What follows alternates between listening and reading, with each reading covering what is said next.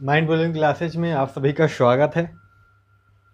आज हमें पढ़ना है आयरन का निष्कर्षण। यफी के जो अयस्क होंगे उनसे हमें निष्कर्षण पढ़ना है। तो हो सकता है पूरा हम ख़त्म करेंगे, वीडियो हो सकता है थोड़ा ऊपर नीचे थोड़ा हो जाए, 40-50 मिनट हो सकती हैं, लग सकती हैं, पर दिक्कत वाली बात नहीं है। वीडियो हमें इस टॉपिक को पूरा आज ख़त्म करना है। इसके बाद आपके सिलेबस में थोड़ा सा जिंक आ जाता है। जिंक छोटा सा है, जिंक है, कापर है, एल्यूमिनियम है, इनके निष्कर्षण बचेंगे। आज हमें एफ का पढ़ना है। ये वाला आज हम फिनिश कर लेंगे, ये दोनों कल फिनिश कर लेंगे, फिर लास्ट वीडियो में ये वाला कर लेंगे, फिर चैप्टर ख़त्म हो जाएगा। तो 2 वीडियो और, आज के वीडियो और 2 वीडियो और, ये लेसन ख़त्म हो जाएगा। चलो स्टार्ट करते बिना किसी बकचब के। तो आयरन उपस्थित होता है, 4th नंबर का एलिमेंट होता है। सबसे ज़्यादा हमने बताया था एल्यूमिनियम होता है। पृथ्वी में सबसे ज़्यादा पाए जाने की जो तत्व पाए जाते हैं सर्वाधिक, उसमें 4 नंबर में आता है आयरन। समझ गए। इसके बहुत सारे अयस्क होते हैं, अयस्क होते हैं। हेडिंग डाल लो आप, आयरन के अयस्क। पहले हेडिंग डाल लो ऊपर बीचों बीच में आयरन का निष्कर्षण। हेडिंग डाल लो निष्कर्षण, डाल लिया। अब हेडिंग डाल लो आयरन के अयस्क।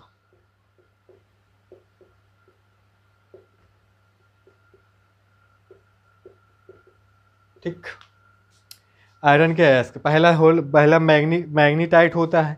बहुत सारे होते हैं मैग्नीटाइट। यार इंक भी शायद नहीं है, क्या बोला मैंने?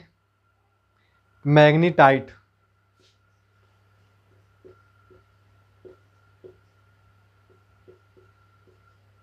मैग्नीटाइट है। दूसरा कौन सा होता है? इनके अर्सूत भी ऐसे ही आपको लिख लेना है।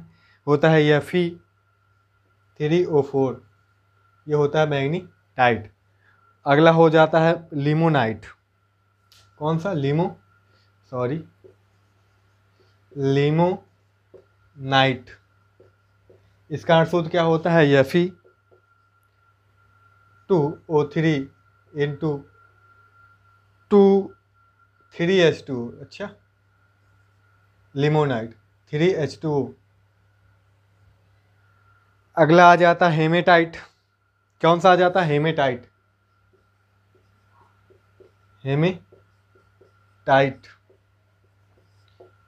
Fe2O3। समझ गए।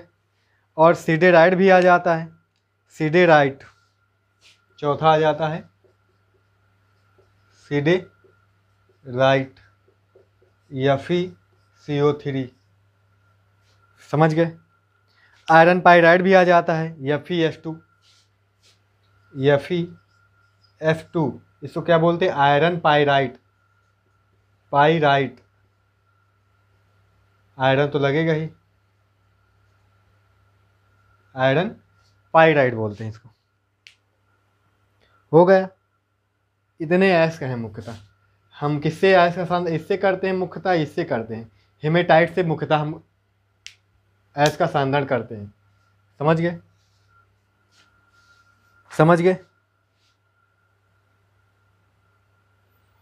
हेमेटाइट और सेडेराइट से। इन्हें आप नोट कर ले, स्क्रीनशॉट जो भी करना हो करो।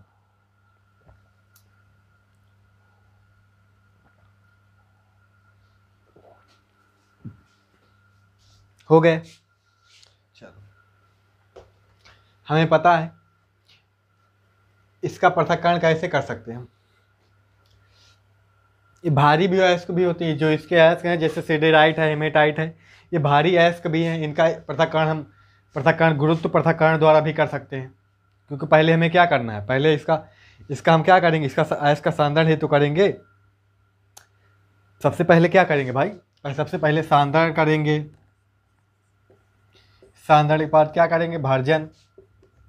भर्जन है, विस्थापन है, फिर क्या है? प्रगलन है। तब क्या है? प्रगलन के बाद क्या करते हैं? शोधन करते हैं। यही तो होता है। यहाँ पे अयस्क धूल मिट्टी के सब धूल मिट्टी कण अशुद्धियाँ जो गैंग होती है धातु होती है उसको निकालते हैं। फिर यहाँ से वायु को उपस्थिति अनुपस्थिति में गर्म करते हैं, भर्जन स्थापन करते हैं। ठीक है, फिर यहाँ से ऑक्साइड प्राप्त होता है धातु ऑक्साइड। जो धातु ऑक्साइड प्राप्त होगा धातु का या तो इस रूप में प्राप्त होगा या तो Fe2O3 के रूप में प्राप्त होगा। इन दोनों का क्या कराएंगे, अपचयन कराएंगे। कोई अपचायक उपस्थिति में जो क्रिया क्या कहलाएगी, प्रगलन कहलाएगी। यहाँ पे धातु मिल जाएगी, धातु जो मिलेगी वो अशुद्ध होगी तो उसका क्या करते हैं, शोधन करते हैं। शोधन करने के बाद शुद्ध धातु में मिल जाती। यही तो प्रोसेस है, यही तो प्रोसेस है ना। तो यही सब हमें करना है। तो हम सांद्रण वगैरह तो पढ़ चुके हैं ना। सांद्रण इसका हम लिख सकते हो, सांद्रण इसका किसके कैसे कैसे कर सकते हैं, लिख लो। एस का सांद्रण हेडिंग डाल लो। अच्छा, एस का सांद्रण हेडिंग डालो, आप लिख लो, लिख लो। आयरन के अयस्कों का सांद्रण, आयरन के अयस्कों का सांद्रण गुरुत्व पृथक्करण विधि द्वारा, गुरुत्व पृथक्करण विधि द्वारा तथा चुंबकीय पृथक्करण विधि द्वारा करते हैं। अब गुरुत्व पृथक्करण विधि क्या होती है ये पढ़ चुके हैं ना हम, और चुंबकीय पृथक्करण विधि क्या होती है ये भी हम पढ़ चुके हैं। पढ़ चुके कि नहीं पढ़ चुके, तो ये सब हम पढ़ चुके हैं। समझ आ गई बात। इतना लिख लो, आप छोड़ दो। अब हेडिंग डाल लो, अयस्क का निस्तापन। अयस्क का निस्तापन, जो अयस्क होगा दूसरे नंबर पे हेडिंग डाल लो, अयस्क का निस्तापन। वायु की अनुपस्थिति में क्या करते हैं भाई, चाहे जो अयस्क ले लो, जैसे ये वाला अयस्क ले लिए हम, ऑक्साइड अयस्क जो होते हैं उन्हीं को तो निस्तापन करते हैं। और यहाँ पे जो अयस्क था, चाहे वो सिडेराइट हो चाहे वो हेमेटाइट हो, हेमेटाइट क्या था, इंटू 3H2O था। वायु की अनुपस्थिति में इसके अयस्क, जो अयस्क होता है उसके गलनांक के नीचे गर्म करते हैं। यही तो क्रिया क्या कहलाती है, निस्तापन कहलाती है। तो सीधा रिएक्शन लिखो, हिंदी लिखने की क्या जरूरत है, हिंदी तो आप वैसे भी लिख सकते हैं ना। हिंदी तो अयस्क क्या होता है, ये सब उदाहरण हम पहले भी पढ़ा चुके हैं, ये सारे उदाहरण पहले भी हो चुके हैं बेटा जी। अगर पूरा आ जाता है विधि करने के लिए तो आप कर सकते हो, वैसे लांग में तो आना नहीं, पूरा तो आएगा नहीं, सिर्फ निस्तापन पूछेगा। नहीं तो उदाहरण वो पूछ रहा है खुद आयरन के अयस्क का निस्तापन करो, तो आप उदाहरण लिख देंगे उसके, पेपर में पूछेगा जैसा। और निस्तापन वगैरह की डेफिनेशन शुरू में ही पढ़ चुके हो। नहीं तो आयरन का सीधा सीधा क्या पूछेगा, शोधन पूछेगा, समझे। तो क्या बन जाता है, आयरन का ऑक्साइड बन जाता है, FeO बन जाता है, और C और O2, C किस रूप में, CO2 के रूप में बाहर निकल जाएगा। यहाँ पे Fe2O3 बन जाता है, 3H2O बाहर निकल जाता है। यही तो होता है। ऑक्साइड मिल गए आयरन के ऑक्साइड मिल गए, हम भर्जन भी करा लेते हैं। भर्जन में जब सल्फर वगैरह होती है, सल्फाइड अयस्क की अशुद्धियाँ उपस्थित होती हैं ना, बहुत सारी अशुद्धियाँ होती हैं आर्सेनिक वगैरह की, तब हम कर लेते हैं ना, भर्जन भी कर लेते हैं। वहाँ पे वायु की उपस्थिति में होती है, भर्जन भी कर लेते हैं, भर्जन भी कर देते हैं। वहाँ पे ऑक्सीजन की उपस्थिति में भर्जन होता है। ये निस्तापन किसकी उपस्थिति में, वायु की अनुपस्थिति में, वो ऑक्सीजन की उपस्थिति में अयस्क का भर्जन। जैसे ये वाला अयस्क हो अभी, Fe2 वायु की ऑक्सीजन की उपस्थिति में गर्म कर देंगे, ये SO2 बाहर निकल जाएगा, प्लस क्या हो जाएगा, FeO बन जाएगा। यही बनेगा, बैलेंस कर लो। 4 1 5 कितना लगा यहाँ पे,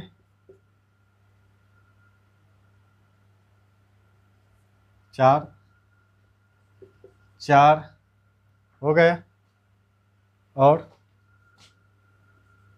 क्या बना सकते हैं हम, Fe कितने हो गए, 2, यहाँ पे 2, 4 दूनी 8, 8 2 10, 5।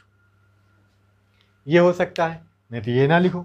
अगर ये वाला है, हालांकि ये वाला हम कर नहीं रहे हैं, तो ये वाला हम क्यों लिखें, हम ये वाला नहीं पढ़ रहे हैं ना, हम ये वाले पढ़ रहे हैं। जैसे FeO होता है, वहाँ पे मिला है ना, ये ऑक्सीजन से फिर यहाँ पे अगर इसका भर्जन करवा देते हैं तो ये इस वाले में बदल जाता है।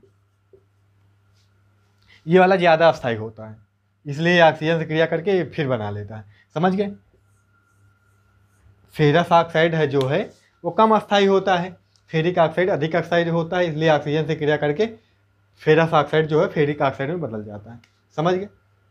और यहाँ पे जो अशुद्धियाँ होती है, जैसे आर्सेनिक अशुद्धियाँ, तो आर्सेनिक के ऑक्साइड के रूप में बाहर निकल जाएगी, सल्फर की अशुद्धि होगी सल्फर के ऑक्साइड के रूप में बाहर निकल जाती है। ये सभी हमने पढ़ा है ना, ये सारे उदाहरण हमने देखे। जैसे सल्फर है ऑक्सीजन के एसओ2 के रूप में बाहर निकल जाती है ना, आर्सेनिक है O2 के रूप में है, तो ये भी बाहर निकल जाती है। ये सारा सब कुछ हम पढ़ चुके हैं, है ना बेटा, ये सब हम सब कुछ पढ़ चुके हैं। ये इसके उदाहरण बहुत सारे हमने देखा, इसके वर्णन कर चुके हैं हमने। हमें छोटा सा बताने का उद्देश्य बस ये चीज़ आप लिख लीजिए, इसके उदाहरण ऐसा करते हैं। थ्योरी आप लिखना चाहे थ्योरी आप लिख सकते हैं, पिछली बार भी हमने लिखा है। बार बार थ्योरी लिखाए तो मतलब नहीं हो, पिछला वीडियो आप देख सकते हैं, नहीं तो पढ़ सकते हैं कहीं से भी। आप थ्योरी खुद भी लिख सकते हैं, ठीक है। अब थ्योरी आप कुछ भी लिख सकते हैं, एक बार आप पढ़ चुके हैं। अब क्या करेंगे बेटा जी, प्रगलन करेंगे। क्या करेंगे, प्रगलन करेंगे। चौथे नंबर पर क्या करेंगे, प्रगलन।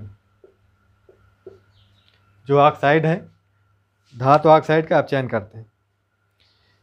देख लो, भर्जित अयस्क में कोक तथा लाइम स्टोन, भर्जित अयस्क में कोक तथा लाइम स्टोन को कैल्शियम कार्बोनेट बोलते हैं, कैल्शियम कार्बोनेट बोलते हैं। मिलाकर मिश्रण को ब्लास्ट फर्नेस मतलब वात्या भट्टी। कौन सी भट्टी, वात्या भट्टी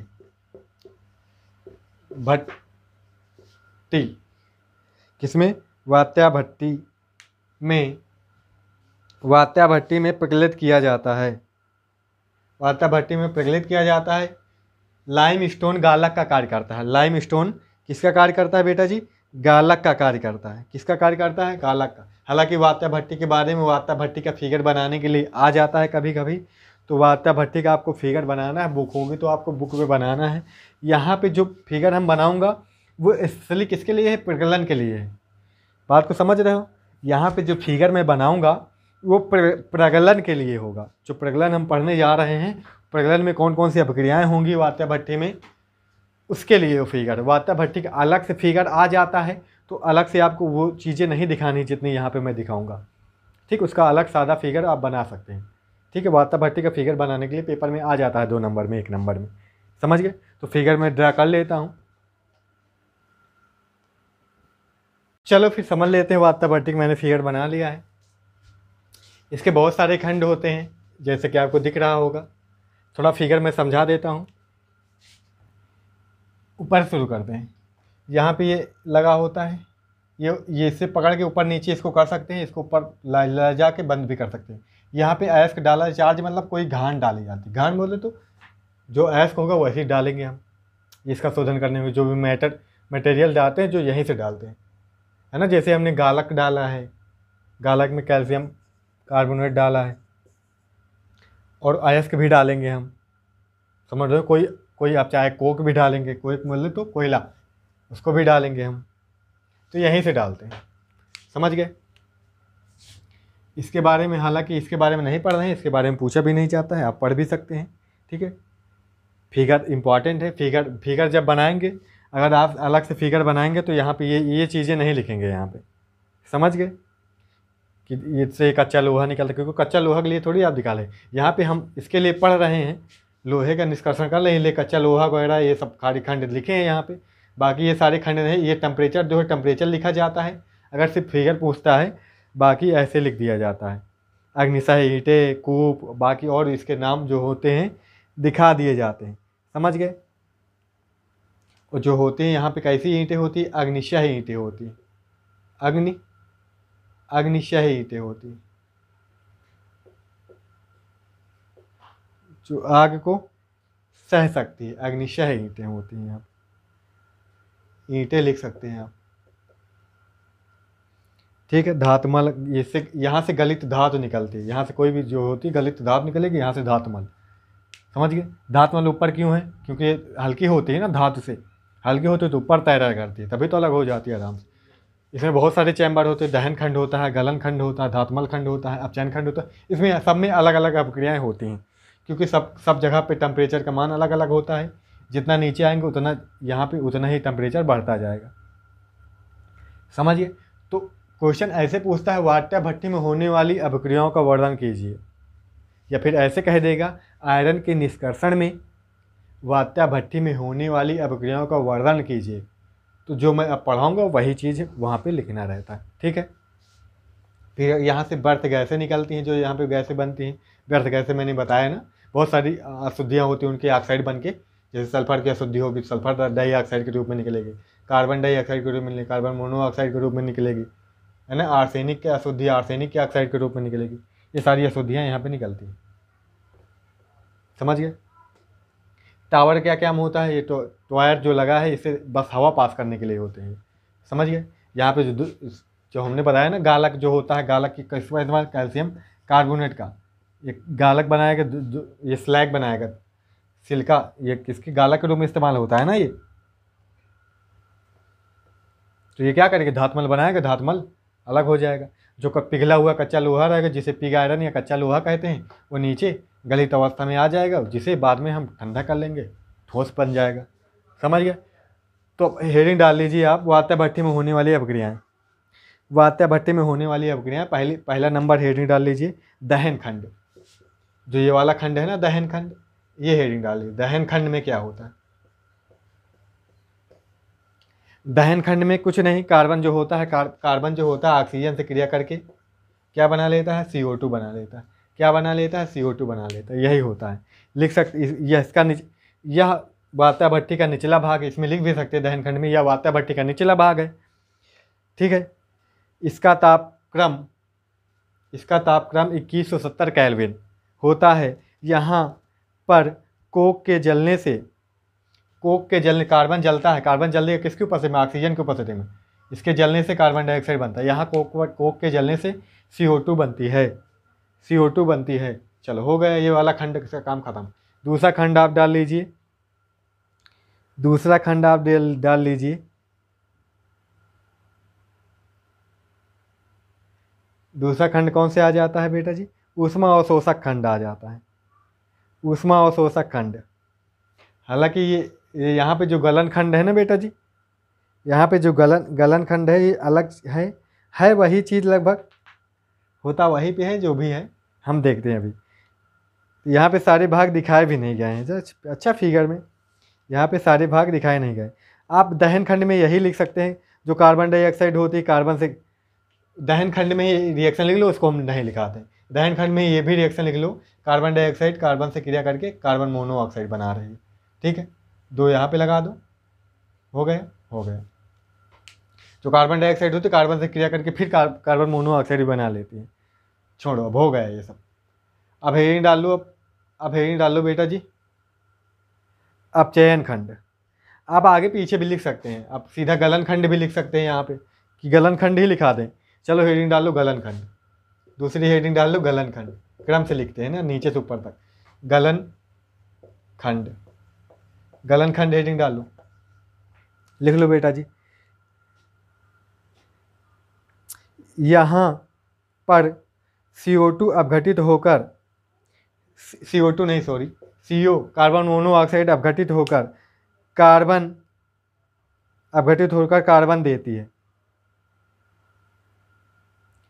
कार्बन देती है, जो आयरन में अवशोषित हो जाता है, तो CO2 अपघटित होगी, CO दोगी, क्या देगी, कार्बन देगी, और क्या देगी, CO2 देगी, समझ गए, CO2 देगी। CO अपघटित होता है भाई, ये रिएक्शन हो जाएगी उल्टा, समझिए। CO जो होगा अपघटित होकर कार्बन तथा कार्बन डाइऑक्साइड देगा, समझ गए। इसका तापमान कितना होता है, और भी हिंदी में लिख सकते हो, इसका तापक्रम 1423 से 1673 केल्विन होता है, समझ गए, लिख सकते हो, समझ गए। अब हेडिंग डाल लो, कौन सा है, धातमल खंड। कौन सा हेडिंग डाल लो अब, धातुमल खंड, धातुमल खंड। तीसरी हेडिंग डाल लो, धातुमल खंड, डाल लो हेडिंग बेटा जी। लिख लो, इसका तापक्रम 1123 केल्विन होता है। यहाँ अयस्क में उपस्थित सिलिका की अशुद्धि,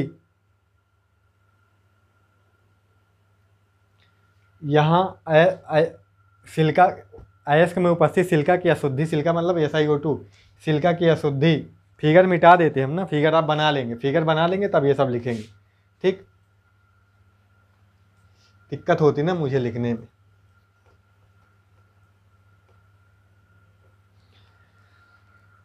क्या बोला मैंने, यहाँ अयस्क में उपस्थित सिलिका की अशुद्धि कैल्शियम सिलिकेट ब्रेकर में धातमल के रूप में दूर हो जाती है। कैल्शियम सिलिकेट ब्रेकर में क्या लिखोगे, धातमल के रूप में दूर हो जाती है। जो बेटा जी कैल्शियम सिलिकेट यानी कैल्शियम कार्बोनेट होता है, वो हीट होता है जब 1123 डिग्री सेल्सियस में केल्विन में, तो ये कैल्शियम ऑक्साइड और CO2 में टूट जाता है। समझ गए। तो कैल्शियम ऑक्साइड जो होता है वो सिलिका जो होता है अयस्क में अशुद्धि के रूप में होता है, ठीक है। ये इसके साथ क्रिया कर लेता है, CaSiO3 बना लेगा। ये क्या होगा, धातमल। जो धातमल कैसे निकलता है, ऊपर तैरता रहता है, हमने वाता भट्टे में दिखाया, ये अलग हो जाएगा, ठीक है, ये अलग हो जाएगा। चलो ये डाल लो हेडिंग, हो गया। चलो छोड़ो, अब हेडिंग डाल लो अपचयन खंड, अब हेडिंग डाल लो अपचयन खंड, अपचयन खंड। चौथा पांचवा क्या है, चौथा है ना, अपचयन खंड,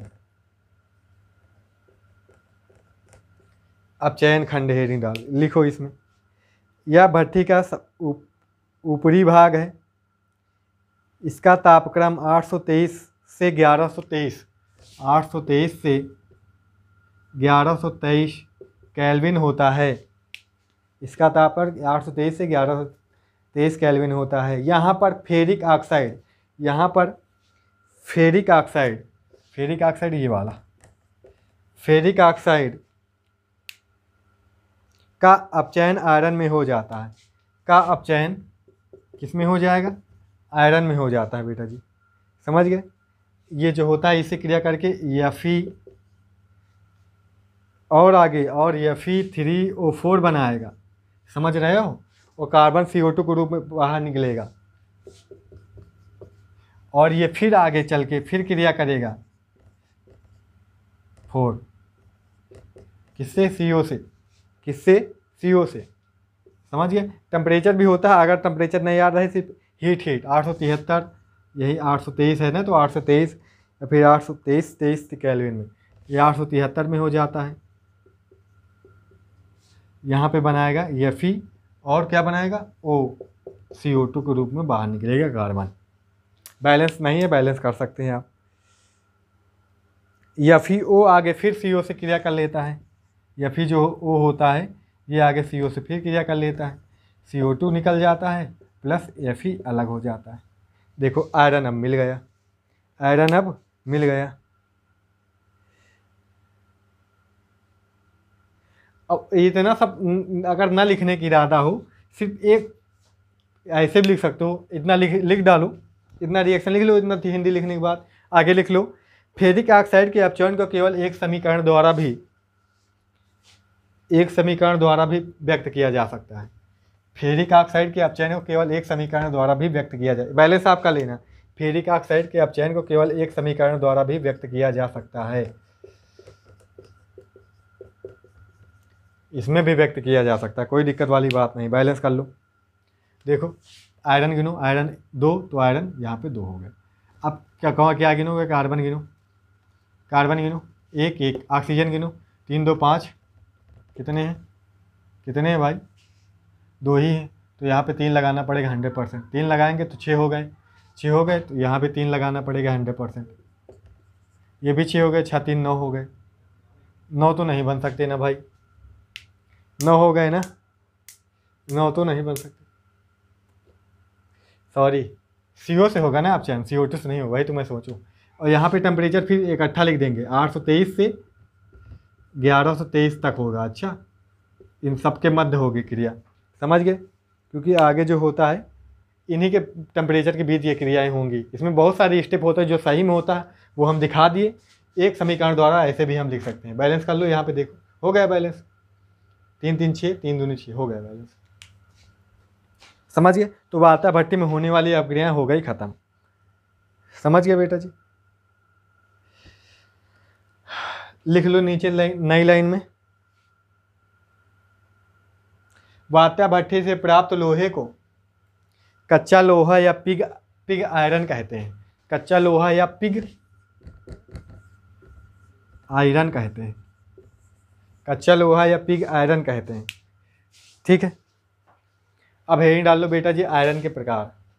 हेडिंग डाल लो आयरन के प्रकार। आयरन के प्रकार,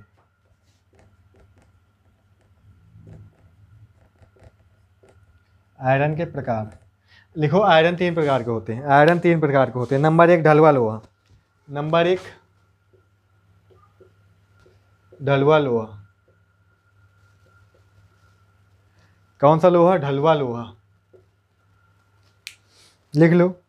इसमें 93% Fe, इसमें 93% Fe, 4% कार्बन, 4% C तथा सल्फर भी होता है। Sulphur, Si, manganese, Mn, phosphorus, ETC etcetera.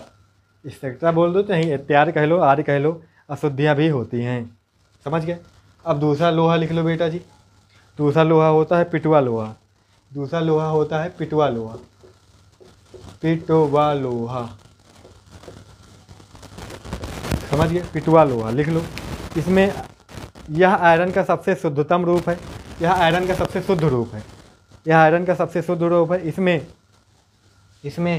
98 से 99%, 98 से 99.9% Fe तथा 0.1 से 0.25% कार्बन व अन्य अशुद्धियाँ रहती हैं। अन्य अशुद्धियाँ वही फास्फोरस, सल्फर, ये सब। अगला आ जाता है स्टील। तीसरा आ जाता है स्टील। स्टील या इस्पात जो भी कहो।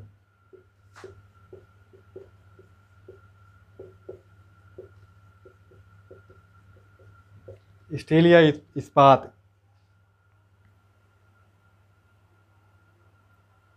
लिख लो।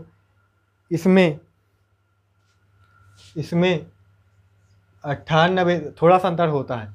जो ढलवा लोहा है, पिटवा लोहा है, उनके बीच कार्बन, इसमें आयरन की प्रतिशतता होती है। इसमें 98%, इसमें लगभग 98 से 99%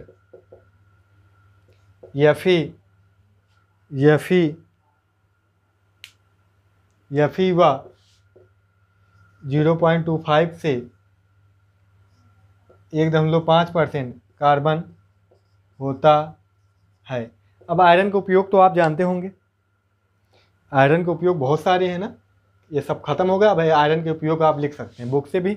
आयरन का उपयोग बहुत सारे हथियार बनाने में, कुल्हाड़ी बनाने में, औजार, बढ़ाई के औजार बनाने में, कृषि के औजार बनाने में, है ना, रेल के डिब्बे बनाने में, बोल्ट्स बनाने में, दरवाजे बनाने में, तार बनाने में, चैन बनाने में, बहुत सारे उदाहरण हैं। तो आयरन का निष्कर्षण पूरी तरह से हो जाता है ख़त्म। अब जिंक है, कॉपर है, थोड़ा रेस्ट कर लेते हैं। अगर मन करता है जिंक वाला भी करवा देते हैं थोड़ी देर में। कितने मिनट का वीडियो हो गया बेटा जी? भी 15 मिनट का ही हुआ है क्या? नहीं, 15 मिनट का ये हो गया। एक और पहले कट गया था, वो भी 15, आधा घंटा हो गया ना। आधा घंटा हो गया। चलो जिंक वाला 10 ही मिनट का है, जिंक वाला करा देते हैं हम। 1 मिनट आ, चलो जिंक वाला फिर देख लेते हैं। हेडिंग डालो जिंक का निष्कर्षण। क्या डालो? जिंक का निष्कर्षण।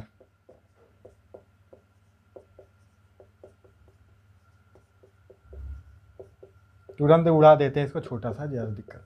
जिंक का निष्कर्षण। अब जिंक के अयस्क जान लो। अब हेडिंग डालो जिंक के अयस्क। पहला है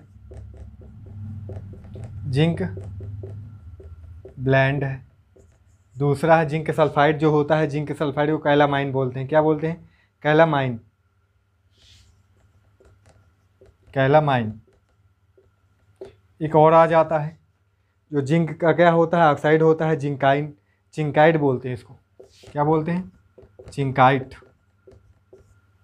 ZnO होता है, कैलामाइन ZnS होता है, नहीं ZnS ही होता है ना, नहीं जिंक CO3 होता है। अच्छा ये ZnS होता है, जिंक ब्लेड, ठीक है।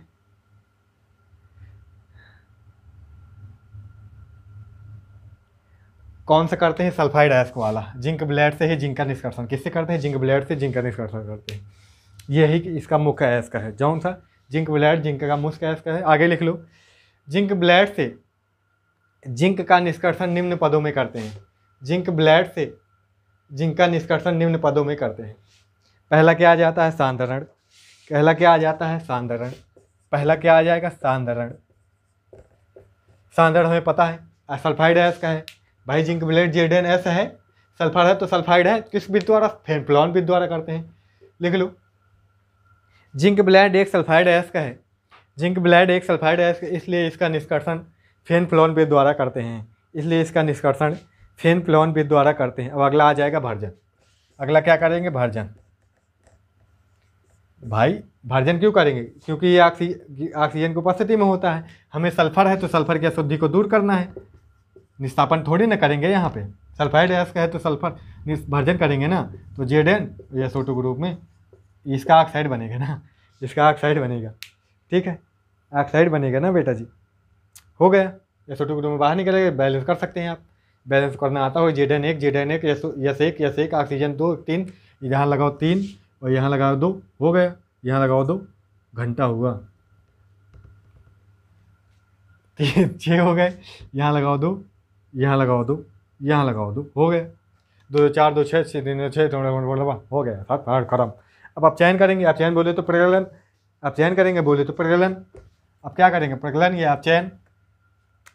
तीसरा, चाहे आप चयन लिखो चाहे प्रगलन। अब चयन या प्रगलन, प्रगलन करेंगे आप चयन करेंगे। कहा? जिनका ऑक्साइड बन गया है, जिनका ऑक्साइड बनेगा। भाजित अयस्क का आप चयन कोक द्वारा 1673 केल्विन पर करते हैं। Zn ऑक्साइड बना है, कोक द्वारा करेंगे 1673 केल्विन पर, जिंक बन जाएगा। और CO किसके रूप में? CO के रूप में कार्बन बाहर निकल जाएगा। अगला क्या कर देंगे? अब क्या करेंगे? इसे एकत्रित कर देंगे। जिंक का गलनांक क्या होता है? 1180 केल्विन निम्न होता है, इसलिए इसका तापक्रम जिंक आश्रित हो जाता है तथा इसे एकत्रित कर लेते हैं। वैसे इसका जो, ठीक है, ये कर लिए। अब इसका कर देंगे शोधन। इसका क्या कर देंगे? शोधन। इसका क्या कर देंगे? शोधन। शोधन करवा दे, चलो। जिंक का शोधन विद्युत अपघटनी विधि द्वारा करते हैं। वैसे इसका शोधन उसके द्वारा भी कर सकते हैं, आसवन विधि द्वारा भी हम कर सकते हैं, ठीक है, क्योंकि इसका गलनांक जो होता है कम होता है। गलनांक कम होता है तो ये जल्दी गल जाता है। होता क्या है भाई, एक ये ले लिए जार, एक ये जार ले लिए, एक नली लगा दिए, यहाँ पे जिंक भर दिए, जो अशुद्ध जिंक था, इसको गर्म किए, जो अशुद्धि होगी वो बाद में गलेगी। ये पहले वाष्प बनेगी, वाष्प के रूप में जाएगी। यहाँ पे फ्रिज बर्फ़ वगैरह कुछ लगा सकते हैं, ठंडी हो जाएगी, द्रव बन जाएगी, द्रव बन के यहाँ पे ठोस बन जाएगी। ये हो जाएगी क्योंकि जिंक पहले गल जाएगा, जिंक का गलनांक कम है, जो अशुद्धि है उसका गलनांक ज़्यादा, वो बाद में गलेगी। तो आसवन विधि द्वारा इसका भी कर सकते हैं, विद्युत अपघटनी विधि द्वारा भी करते हैं। लिख लो, जिंक का, क्योंकि जिंक का गलनांक कम होता है इसलिए इसका शोधन हम आसवन विधि द्वारा भी कर सकते हैं। इसका शोधन हम आसवन विधि द्वारा भी कर सकते हैं तथा इसका शोधन हम विद्युत अपघटनी विधि द्वारा भी कर सकते हैं। समझ गए? विद्युत अपघटनी विधि द्वारा भी कर सकते हैं। आगे लिख लो, इसमें विद्युत अपघटनी विधि द्वारा करेंगे, विद्युत अपघटन कोई होगा, विद्युत अपघट्य कौन सा क्या लगेगा? विद्युत अपघट्य क्या लगेगा? भाई उसी के डालेंगे ना हम, जो धातु, इसमें 2 इलेक्ट्रोड डालेंगे, कैथोड एनोड बनाएंगे विद्युत अपघटन करने के लिए, जैसे हमने पढ़ाया था विद्युत अपघटनी विधि, तो याद करो, ठीक है। और कोई एक और डालेंगे, तनु H2SO4 डालते हैं, ये करता है विद्युत अपघटकार। एनोड पर कुछ क्रियाएं होंगी, कुछ क्रियाएं कैथोड पर होगी। एनोड पर जो क्रियाएं होंगी वो हम देख लेते हैं, कुछ क्रियाएं कैथोड पर होंगी, कुछ क्रियाएं एनोड पर होंगी।